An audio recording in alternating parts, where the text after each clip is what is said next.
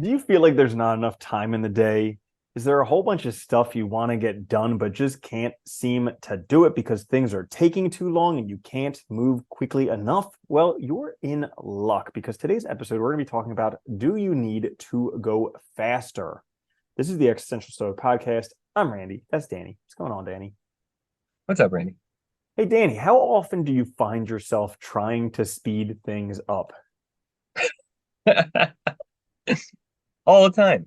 I think it's like we can't help it. It's like you wanna learn things or you're working on stuff and you just want it, you know what the outcome should look like or will look like, and you just want it done. And I don't know about you, but like for me, like stuff always just takes it always seems to take longer too. There's always gonna be things you run into, changes, problems that you couldn't predict are gonna happen and stuff, and it just takes longer than you expect. And it's like sometimes it feels like too, like it's never gonna end.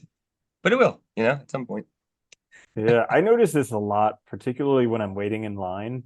Because like there are some things where there are lines and you have to wait. And even though I see there's like 10 people in line in front of me and I have to wait the whole entire time, I'm like, I feel like this great impetus that I need to go faster. And I'm like about to rage quit and just leave and be like, forget it, I'm not gonna do this. I mean, really, I just have to wait. Yeah. Sometimes you have to wait, right? It is frustrating though, because it's like it just feels like it takes forever sometimes to do things. It's crazy. And Hmm. we have to wait a lot, unfortunately. Yeah. Yeah. So today we'll be talking about, do you need to go faster? Do I you? read something very, very interesting. Okay.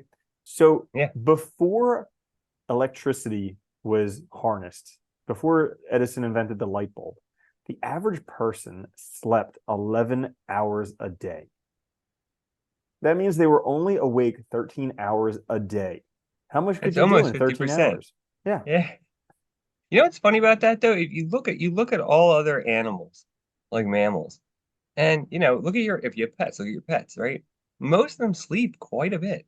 Like, yes, granted more than 11 hours, but like 11 is like not even that much compared to a lot. Like I remember cats sleep like 19. Like they really only like are up when they have to be to do stuff to survive. That's basically it. And it's funny because like we with time and with clocks and with electricity, we've made this schedule that's very like unnatural and contrary to like the natural rhythm of life and like the seasons and stuff. Because I was thinking about that before too. You go back a couple hundred years, man. Like winter would have been probably so slow because there's nothing people could do. They couldn't go. The fields. You're not going to grow anything else. It's just like kind of just getting through it. They probably slept Mhm. a ton. It was darker out, cold. Yeah. Yeah. And on the opposite end, have you ever had the experience where you're like super tired and then you finally go to sleep and the next morning you wake up and you're like, whoa, I was like drunk last night, like Yeah. that Yeah. tired? And it's Yeah. crazy because we think that we need to do so much more and go so much faster and get all this stuff done. And we sacrifice sleep. And essentially, when you're sacrificing sleep, it's like being drunk. So you're driving when you're drunk, you're taking care of your children when you're drunk, you're trying to run a company when you're drunk. Like if people were doing this when they were drunk, they would get fired. But we're That's actually a tired, really and that's yeah.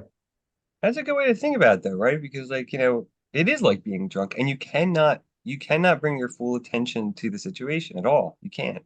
So it's like kind of dangerous and you're not going to do well.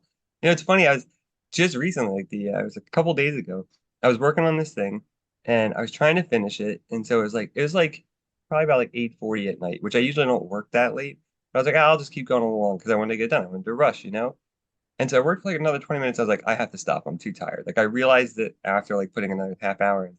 The next morning I wake up and I'm in the shower and like instantly just realized what I did. First of all, I did something wrong that night because I was too tired. So I did something totally incorrect.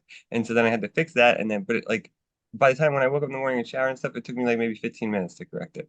Whereas the night before I spent like probably 40 minutes and did it wrong because I was so tired, but I was just trying to push through. Yeah. It's and we're not completely to blame for it.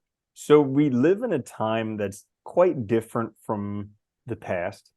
I think that can Yeah. be said at any period of time. But like a lot of stuff that we can do now, it seems It's like different thing. if we could just do more and do it more quickly, we would get the rewards that we want now. Whereas, like, Yeah. you look back 100, 200 years ago, average person was a farmer. So no matter how much you till the soil, it's still going to take a full season for you to reap the Yeah. harvest. And actually like doing stuff out of the order could ruin the harvest. So like if you're trying to go too fast, you can't do it. The best you could do is destroy everything, you know? So, but we live Yeah. in a time now where it seems like, there's an infinite scroll. Everything we have, infinite scroll. The amount of money, infinite. We know the bottom, that's zero, but it's like the Yeah. amount is infinite. And clearly my happiness is going to go up as money goes up, which is so. I mean, I mentioned that I was reading the Elon Musk biography, and he is miserable. Like he may be Yeah. the richest dude in the world who can do whatever he wants, and it sounds so cool, but literally he's miserable because he's either like blowing a gasket trying to get a whole bunch of stuff done, or when everything's working out, he has this giant sense of unease that he can't relax and enjoy it. And that's like the most miserable cycle that pretty much all of us can be stuck in. You know what's funny though? A lot of those people that are like ultra successful are like that though. They can't turn it off, and when things slow down, they feel like anxious, and they feel like they need to do something, and like they're not validated, and that's terrible. Like they're not happy, and it's funny, but like I think that's like a really important lesson too. Is like slowing down, we can also like appreciate life and enjoy things, and actually like do things correctly and right. Mm-hmm. I like that too, because you're right. Like we've society set up now where like we're so used to instant access, instant gratification, and also like we love to tell stories about overnight successes that are total BS.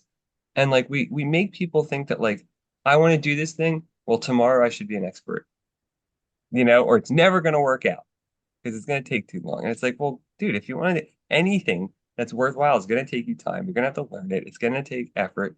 And like, so just keeping that in mind, you can slow down and do it right. Because like the other thing is when you rush too, dude, you don't retain anything.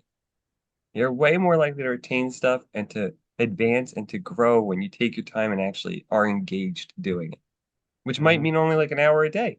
If you're working and stuff and you're trying to learn something new, it might mean 10 minutes a day. But if that's the time you have where you're like still good and at your peak, that's the time you should use. Yeah.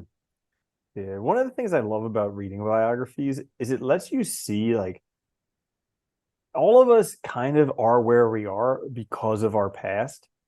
And so, like, you start to see that people that are these brilliant successes, well, there are certain reasons that they got there.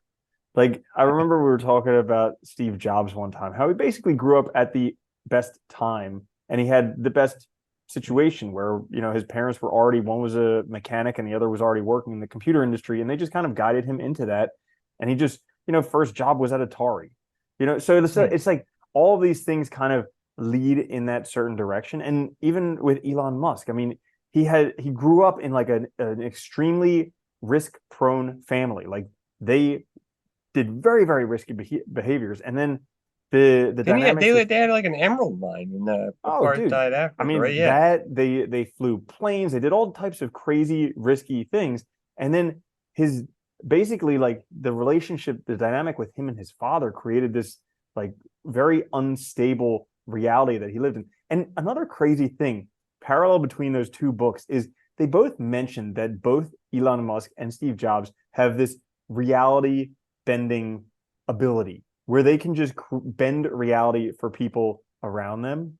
And it's kind of like they're so far out there, but Yeah, well, they it, believe it too, and if you really believe it, right? It's mm-hmm, like, I mean, look at Trump's the same way in a lesser manner, sort of, or a more crazy. He's a more yeah, crazy, pronounced version of it, right? But like, you believe what you're saying, and other people start to believe it, and so mm-hmm, then it makes it easier to do this thing. yeah. But I hear this a lot because everybody's talking about living their best life and finding their truth and all this BS that's just like Yeah, downloaded nonstop about how like you need to live your best life. And it's like, I don't actually believe that's true. You need to live a life and you're going to live the life you're going to live, but it's definitely predicated on the past. And yeah, maybe part of life is recognizing some constraints in life. Like chances yeah, are you're not going to be Elon Musk because you did not have the especially traumatic upbringing that he had, also the yeah. genetics he has, and also the mental illness that he has. Like chances are you're not going to become him. It's funny. I remember, I forget what it was. I was reading some one time though, and the guy said, and it was really funny, but he was like, He was making a point about how your past like kind of does like it puts constraints on what your choices are for the future. And he's like, look, he's like, I love snowboarding. I would have loved to be a professional snowboarder, but he grew up in like the South where it's warm and there's no mountains. He's like, so I used to look at these kids that were like really good when they were like 20. He's like, but they grew up in like Canada, Colorado, and like that was a thing you can do very easily. It's like that geographical constraint literally meant like, as a child, you're not going to have those opportunities because you can't go fly and do all these things when you're 10 and 12, but they could because they were right there. They just had to walk out, get Yeah. them out. And there's also this like the narrative of like the more money, that better your life is. And that's got to be debunked eventually. I mean, scientifically it's been debunked. But like on social media, it needs to be debunked because so many people are getting so trapped like doing any grinding to make Yeah. more money, and they're destroying their health to do it, they're destroying their mental health to do it, everything they're destroying to do it. And if you take a look at it, yeah, money can buy you stuff, but pretty much until you're a middle class, maybe upper middle class, then it's a Yeah. diminishing return. And guess what? That's roughly around 70,000 US a year. Like if Yeah. you as a family make that much and you're not happy, stop looking at money because it's not going to be able to do that much for you. Or maybe move out of the ultra expensive cities. Like if you're making 70,000 and you're living in San Francisco, there's a problem. Just move. Yeah. It's funny. I have a friend, I don't want to mention names in this context, but like his brother got really successfully and did really well. And like I remember for a little while, like he was struggling, he was still broke, and he's like, it's like, how are you broke? Like, he was making like hundreds of thousands a year, just to put in context. But like what happened was he did what a lot of people do. Like as his income would increase, everything he purchased would increase, relative to that. So like if he was making 50 grand a year and he was buying jeans that were $100, when he started making 200 grand a year, all of his jeans were now 350. You know what I mean? So it's like he really had no more money because all of his costs would just go up. And it's like when you stop and look at that, you realize like start to realize what you're doing and like you're just trying to buy happiness rather than actually focusing on trying to actually like live your life and live a happy life. And I think Mm-hmm. we get trapped in this because it's easy to, dude. Money isn't easy metrics to use because one, it's something that's, removed from, we all value everything kind of in a relatively similar way within society. So it's easy to be like, okay, I have more of this and that, whatever. But that doesn't make it the sole thing that you need in life, and I think that's our fundamental problem. Mm-hmm. Yeah. I mean, you talk often about having a well-rounded life. And there are many different qualities to life that people could look at, like having a social life, your physical health, intellectual, emotional, spiritual, all these Enriching different things. hobbies. Yeah. Yeah, things like Yeah. that.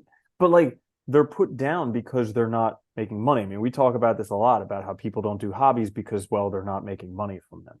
And I it's read a just, report that yeah. said like when adults in America are like, I think by the time they're 30, most of them have no hobbies because they think that if they can't leverage it to earn income, it's not worthwhile to do. And that's so sad because that means like things you just get pure enjoyment from, you're not doing because you think they're worthless. That's Mhm. insane. Yeah. Yeah. Well, it's like a helpful thought experiment. There was this book that I read not too long ago called Die with Zero, which was an engineer basically took a look at the problem of, well, if our whole narrative is you need as much money as possible, you're just going to keep accumulating more money, and then all of a sudden you're going to die with a whole bunch of money left in the bank that maybe you give to somebody Yeah. else, but still to you it's worthless. And essentially, that's your life that you traded to accumulate that money that you're giving to somebody else. Now, a Yeah. lot of people will be like, but it's my children that I give it to them. And it's like, yeah, that may be nice, but on average, the inheritance age of someone is in their 60s. So somebody inherits stuff when they're about 60, which is well past the age when they could actually enjoy the money. So Yeah. there's a whole bunch of wasted life trying to get to this. So he took a look at this, trying to figure out the problem of, how do you ideally spend your money so that you can die with close to zero, but not run out of money. It's basically spend your life as best as possible. And interestingly enough, like in the middle of your life, from your 30s until roughly your 50s, that's the time when you want to optimize spend as much as you can to accumulate experiences that will Yeah. benefit you for the rest of your life. Because when you get older, even though healthcare costs increase, all other costs decrease. So uh, you can imagine, this is a thought experiment that I've done and something that you can do, is imagine you're on your deathbed. Like you're 80, 90, 100 years old, whatever, maybe 150, who knows. But you're on your deathbed and you've Yeah. accumulated this goal amount of money, this target amount of money that you wanted to have. So you have 4 million in the bank or whatever it is that means you're a success, you've made that amount of money. Well, guess what? You're never getting out for that bet again. You're never going to Nope. see any of that money again. You're going to, that money that you've wanted your whole entire life is really now just an indication that you wasted that much of your life accumulating money. And we idolize these guys like Elon Musk and Steve Jobs and Jeff Bezos, who have billions of dollars, and the Rockefellers. Look at how inefficient their life has been. They've essentially wasted so much of their life, and they can't stop working. I mean, they work until their No. grave. They have a disease called workaholism where they literally Yeah. can't stop and enjoy life. Like there are stories in this book of Elon Musk where people would be celebrating, his family would be celebrating Thanksgiving, and he would be locked in his room doing work when he doesn't need to be. Yeah. Yeah. You can't take a break. You can't turn off, right? And that's a problem. And I've caught myself doing that before, and I'm like, this is not worth it. Like, you don't want, because it's a trap. It really is. And it's funny too, because like you look at that and like it's so true. Like what it's like you're accumulating all this wealth. What? What for? What are you gonna do with it? Like they can't do anything with it. He can't possibly spend all the money he has. And if you look at his life, it's funny, like there's been so many times in his life where he's had sales of businesses that he could have just stopped because he had plenty of money. I mean, PayPal was one of the earliest ones, and he had plenty of money from the sale of PayPal to live a comfortable, good life. Really, I mean, really like good. I mean, it was like hundreds of millions, I think, or something. Yeah. I mean, but like, look what he did. He immediately took that and got back into work, found a new project, and basically bankrupted himself. So he had to work hard again. It's like Mhm. crazy.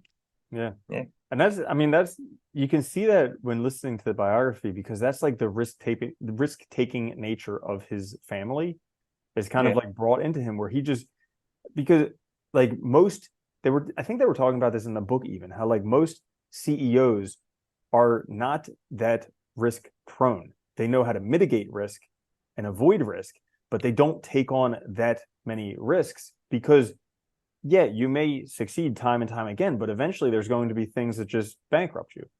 And And when they so crash far, and burn, it's going to be rough. Yeah. yeah, yeah, Yeah, it's crazy. And like I think this is like but I think this is, everything we've talked about is why we also feel like so rushed all the time, right? Because we feel like look, we have to monetize, we have to make more, we have to be constantly increasing, we have to be blah blah blah blah blah. And like everything feels like it takes too long. Because you have a million examples all around you of people doing better than you and whatever, and have more of this and more of that, whether they're true or not. And like so everything feels like can I really wait a year to be there or whatever or five or whatever? And like it's funny because the other day I was thinking about like I things have been going a lot better in my life, but like when I look at it, like I know like where I want to be is probably like 5, 10 years off. And that's okay because I know I gotta get there still.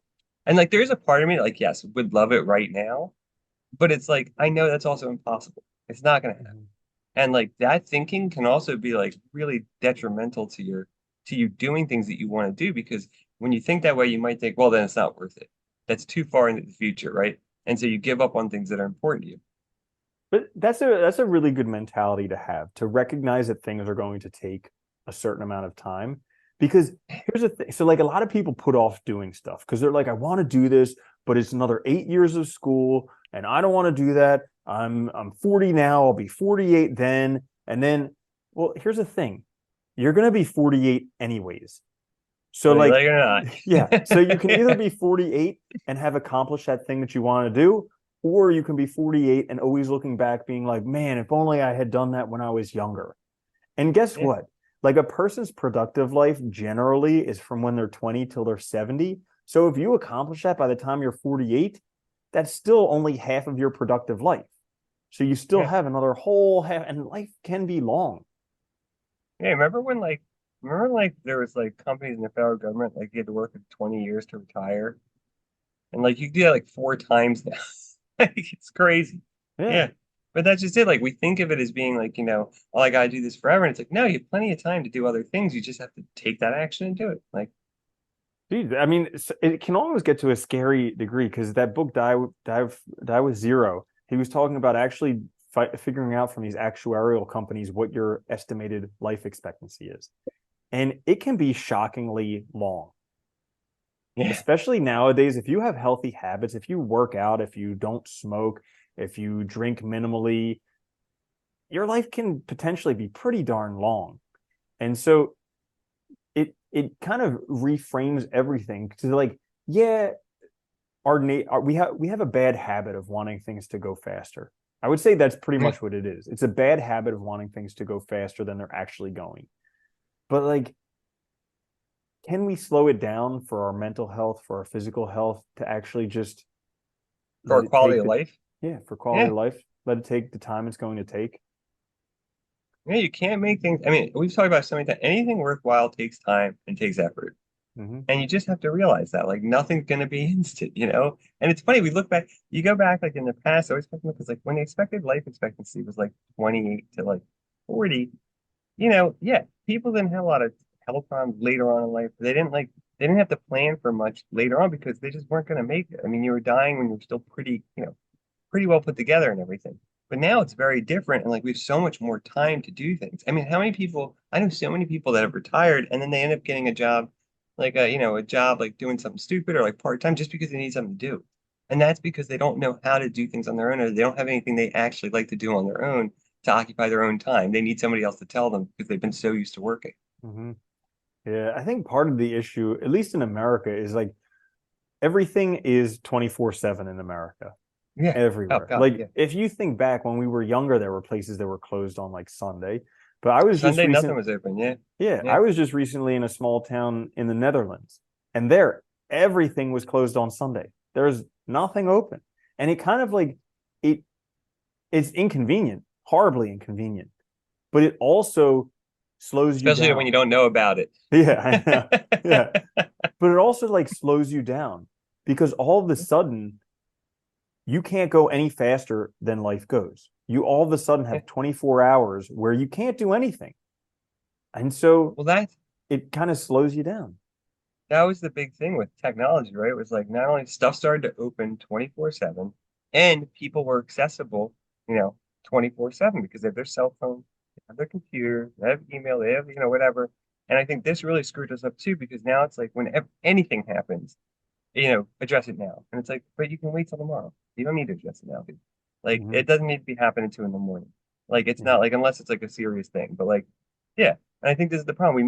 We escalate everything because we can rather than thinking about like, well, what about life? What about quality of life and all that? Yeah. And the kicker is that technology was supposed to give us more time to enjoy life. Yeah, And now yeah, we have less. yeah. We spend more time on technology, Mm-hmm. Yeah, wishing we had a exactly. better life. Exactly. Yeah. Yeah. So do you need to go faster? Let me No. ask you. No, let me ask you. Yeah, yeah. What happens? Because I know this for myself. What happens when you feel like you're rushed, when you're in a hurry? Like you're stuck in All traffic right. and you need to be Yeah. somewhere, or you have to wait in a line or something like that. Just have a lot to do that you want done, whatever it is. Yeah. Mm-hmm. I mean, same thing I'm sure that happens to you. I start to get stressed. I feel my anger. I feel my that flight or fight response probably rising. You get agitated. You start thinking about all the crap you have to do and how this time's wasted, because you could be doing those things. And then you start like thinking about that. And then you start like just getting angry. And then by the time you go do stuff, you're already kind of like amped up. You're not focused and things go poorly anyway. And so it's like you basically waste more time by letting yourself get agitated about it than you would have wasted if you just let things happen as they happen and do it when you can do it. Yeah. I like how you said you feel like you're wasting time. Yeah. Because this is a really interesting concept. Like we think of time as if it's something similar to like marbles or Sugar. money or sugar or something that's quantifiable. But show me your stack of time. It's Yeah. all any of us ever has is right now. I mean, in our minds, we have this whole future and we have all 24 hours in a day to spend. But the truth is, it's not. We No. only ever have this moment. And so this concept of like wasting time, because I get caught in the same thing all the time where I'm like, especially if like I do something and it didn't turn out the way that I wanted, I feel Yeah. like, oh, I wasted all that time. And I get so down on myself. And it's like, hang on. I'm still right here in the only time that Yeah, you exists. can't. Yeah. And no matter what, I keep reminding myself too, no matter what I do, I learn something. I gain something from the experience. So there's always value in it. You just have to find it. Even when it feels like a waste. And I think, like that's the other thing. Like I've been trying to I try to catch myself when I get in that thinking because it just it just makes the rest of the day worse. It ruins productivity. It does so many things. And if you just do things when you can, everybody loves to talk about flow now with work and all that BS. But the reality is that's just working in the moment and being focused. That's all it is. And not have your mind 1,000 different places. So I think if people want to slow down, I always think focus on one thing. Do that while you're doing it and don't do anything else. And take breaks, do things for yourself, and be realistic about how long things take. That's all. You know, Hmm. there's no point to stress because when we feel we love to feel so important that we're the most important thing in the world. I have to do this. I have to do that. I have to do this.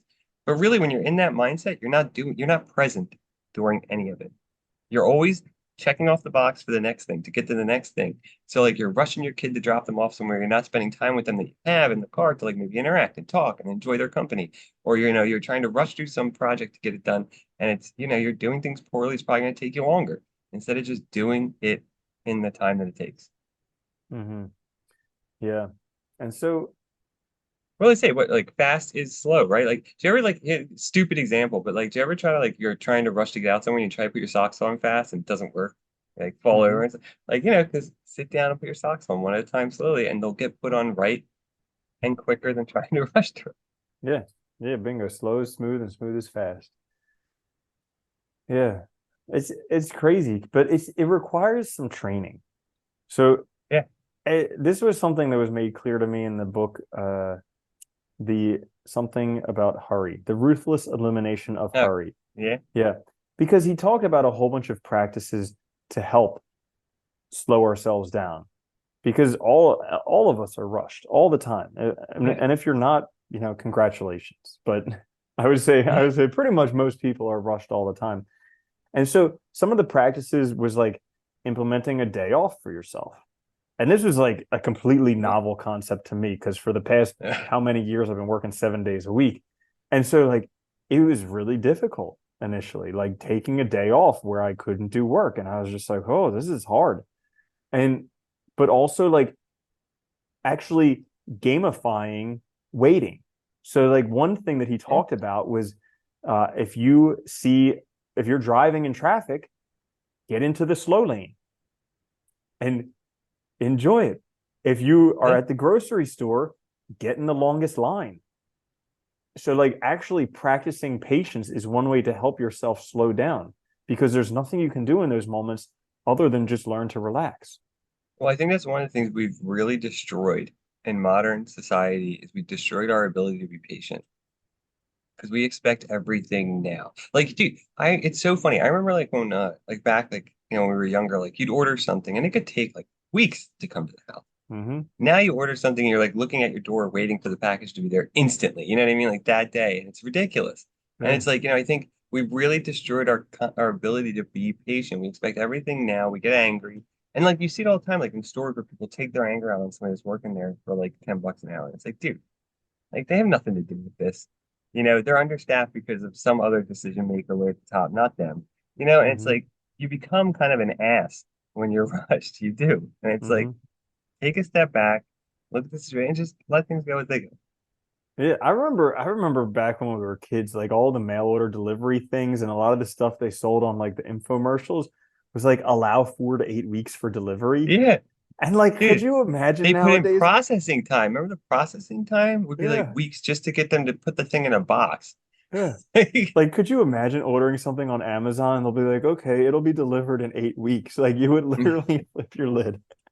Yeah, yeah, it's crazy. And but we've gotten to that point now where we think everything should be now, right now. And it's really unhealthy because it doesn't Hmm. give you a chance to actually appreciate anything or do anything. Your mind's always not here. It's always somewhere else in the future. Hmm. Yeah. Yeah, so I think that kind of answers it. Do you need to go faster? You know, No. the other option is I'm always yeah, no. I'm all because like we give a lot of like, I guess like life advice on this stuff, like, do you need this much money and all this stuff? And it's like, I would say if you think you need to go faster, just go faster until you burn yourself out. Just do it. Yeah, What the heck? it's a good method. Yeah, you'll figure it out. Sometimes the best way to learn is just to do it and realize how Mhm. terrible it is, and then Yeah. you realize you don't want to do that anymore. Yeah, you're Yeah, strung out, you can barely do anything, your life's falling apart, and then eventually you have to, because here's the thing, either you slow yourself down or life will slow you down. yeah. Because you'll get sick, you'll get, I don't know, all this stuff, crazy stuff will Oh, happen. dude, I remember times in the past where I felt like I almost would break down crying because like I couldn't get something done fast. You know what I mean? Like that pressure and like the pressure we Mhm. put on ourselves. And it's just like, why? Yeah. Like, what is the point of that? That's not helping. It's not making my life better. It's not making me happier. I mean, keep that in mind. Yeah. I remember Yeah. there was a book, it might have been a 4 hour work week where he was talking about like prioritizing stuff in your life. Because we all have to kind of prioritize our lives. And he was saying, imagine you got hit by a bus and all of a sudden you can only do three things in a day. What are those three things you're going to do? And actually sitting down and taking the time with your life to figure that out. Because, like, if you are very, very limited, and this I try and do because I get overwhelmed when I have too many things to do. And that's usually when I sit down and I list everything that I'm doing and I try and figure out what's the most important stuff. And I'm like, okay, fine. If I can only get done three things, what are those three things? And the part that sucks is that there's a lot of other things that I really want to get done that aren't in those Yeah. top three. And there's a lot of things that feel good to do and they're not in that top three. And so that's really difficult. But when you do prioritize them, you focus, those things get done faster Mhm. because you might be putting some off, but you're actually concentrating on getting things done now. And that's the difference. Yeah, and you can focus on those three things, like you said, get them done, and then you can have new three things to fit in there. Yeah. And more stuff to do. It's Yeah, great. exactly. Exactly. So yeah, I think we've about summarized, do you need to go faster? You've answered the Yeah. question unequivocally. And Yeah. There you yeah, go. Good job. yeah. So if you did enjoy this episode, go ahead, give us give us a positive review on Apple Podcasts. It helps out a great deal. This It is the does. Existential Stoic Podcast. I'm Randy. That's Danny. I'll see you later, Danny. Later, man.